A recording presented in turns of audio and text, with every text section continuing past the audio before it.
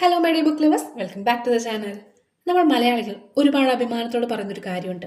കേരളത്തിന് പുറത്ത് എവിടെ പോയാലും അവിടെ ഒരു മലയാളി ചായക്കടക്കാരനെ കാണാൻ പറ്റുന്നു. എന്നാൽ നമ്മൾ പലപ്പോഴും വിട്ടുപോകുന്ന അല്ലെങ്കിൽ ചരിത്രത്തിൽ വേണ്ടത്ര രേഖപ്പെടുത്താതെ പോയ ഒരു വലിയ സത്യമുണ്ട്. ഈ പുരുഷന്മാർ കടൽ കടക്കുന്നതിനും എത്രയോ പതിറ്റാണ്ടുകൾക്ക് മുമ്പ് ഒച്ചയും ബഹളവും ഒന്നുമില്ലാതെ തികച്ചും നിശബ്ദമായി ലോകത്തിന്റെ പല കോണുകളിലേക്ക് സഞ്ചരിച്ച ഒരു വലിയ കൂട്ടാളുകളുണ്ട് നമ്മുടെ നാട്ടിൽ.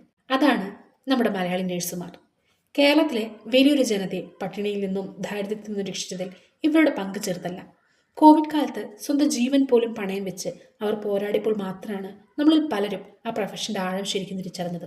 എന്നാൽ അതിനും എത്രയോ വർഷങ്ങൾക്ക് മുമ്പ് രണ്ടാം ലോക മഹായുദ്ധത്തിന്റെ കാലത്ത് വരെ മലയാളി നഴ്സുമാർ ലോകത്തിന്റെ പല ഭാഗങ്ങളിൽ സേവനം അനുഷ്ഠിച്ചിരുന്നു എന്ന് പറഞ്ഞാൽ നിങ്ങൾ വിശ്വസിക്കൂ?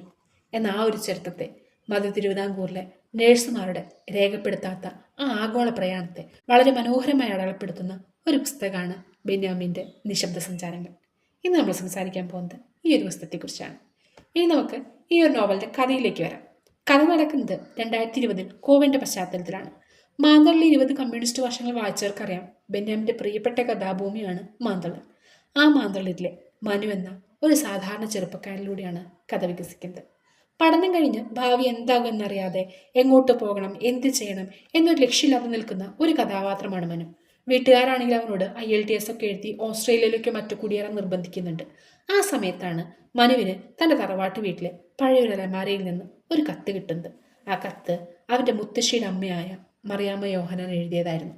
അതുവരെ ആ കുടുംബത്തിന് മറിയാമ്മയെക്കുറിച്ച് വലിയ അറിവുകളൊന്നുമില്ലായിരുന്നു. എന്നാൽ ആ കത്ത് മനുവിനെ ഒരു വലിയ അന്വേഷണത്തിലേക്ക് നയിക്കുകയാണ്. മറിയാമ്മ ആരായിരുന്നു, അവരെങ്ങനെയാണ് 1941 അതായത് രണ്ടാം ലോക മഹായുദ്ധത്തിന്റെ സമയത്ത് ഒരു മിലിറ്ററി നേഴ്സായി ബ്രിട്ടീഷ് സേനയുടെ ഭാഗമായി സിംഗപ്പൂരിലേക്കും ബോർണിയയിലേക്കും യാത്ര ചെയ്തത്. ഒരു സാധാരണ മലയാളി പെൺകുട്ടി അക്കാലത്ത് കടൽ കടക്കാൻ കാണിച്ച ധൈര്യം എന്തായിരുന്നു? മറിയാമ്മയുടെ ആ പഴയ യാത്രാവഴികൾ തേടി മനു ഇറങ്ങി പുറപ്പെടുകയാണ്. മാന്തളിൽ നിന്നും തുടങ്ങി സിംഗപ്പൂർ, ബോർണിയോ, അമേരിക്ക, ഒടുവിൽ ആഫ്രിക്കയിലെ ടാൻസാനിയ വരെ നീളുന്ന ഒരു വലിയ ലോകസഞ്ചാരമാണ് പിന്നീട് നോവലിൽ നമ്മൾ കാണുന്നത്. സ്വന്തം തായ്വേരികൾ തിരയുന്ന മനുവിൻ്റെ ഈ യാത്രയിൽ അവൻ്റെ കുടുംബത്തിലെ മാത്രമല്ല കേരളത്തിലെ തന്നെ നഴ്സുമാരുടെ കുടിയേറ്റ ചരിത്രത്തിന്റെ വലിയൊരു ചിത്രം ബെന്യാമിൻ നമുക്ക് മുന്നിൽ തുറന്നു തരുന്നുണ്ട്. ഈ നോവൽ വായിച്ചു തരുമ്പോൾ എനിക്ക് തോന്നിയ ചില പ്രധാനപ്പെട്ട കാര്യങ്ങൾ ഞാൻ പങ്കുവയ്ക്കാം. ഒന്നാമത്തത് ഇതിന്റെ ചരിത്ര പശ്ചാത്തലമാണ്. രണ്ടാം ലോക മഹായുദ്ധ കാലത്തെ ജപ്പാന്റെ അധിനിവേശവും ക്രൂരതയും നേതാജി സുഭാഷ് ചന്ദ്രബോസിന്റെ INA അധികം ആരും ചർച്ച ചെയ്യാത്ത ചില വശങ്ങളും ബെന്യാമിൻ ഇതിൽ കൊണ്ടുവരുന്നുണ്ട്. കൂടാതെ TD രാമകൃഷ്ണന്റെ മാമ ആഫ്രിക്ക എന്ന നോവലിന് ശേഷം ആഫ്രിക്കൻ ഭൂഖണ്ഡത്തിന്റെ പശ്ചാത്തലത്തിൽ വരുന്ന മികച്ചൊരു വായനാനുഭവം കൂടിയാണിത്. രണ്ടാമത്തേത് സ്ത്രീപക്ഷ വായനയാണ്.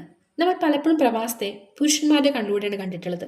എന്നാൽ ഈ നോവലിൽ സ്ത്രീകൾ സ്വന്തം കുടുംബത്തെ പട്ടിണിയിൽ നിന്ന് രക്ഷിക്കാൻ വേണ്ടി സമൂഹത്തിന്റെ എല്ലാ വിലക്കുകളെയും ലംഘിച്ച് നടത്തിയ വിപ്ലവകരമായ യാത്രയാണുള്ളത്. മൂന്നാമത്തേത് കോവിഡ് കാലത്തെ സമകാലീനതയാണ്. ബെന്യാമിൻ ഈ നോവൽ എഴുതിക്കൊണ്ടിരിക്കുന്ന സമയത്താണ് കോവിഡ് വരുന്നത്.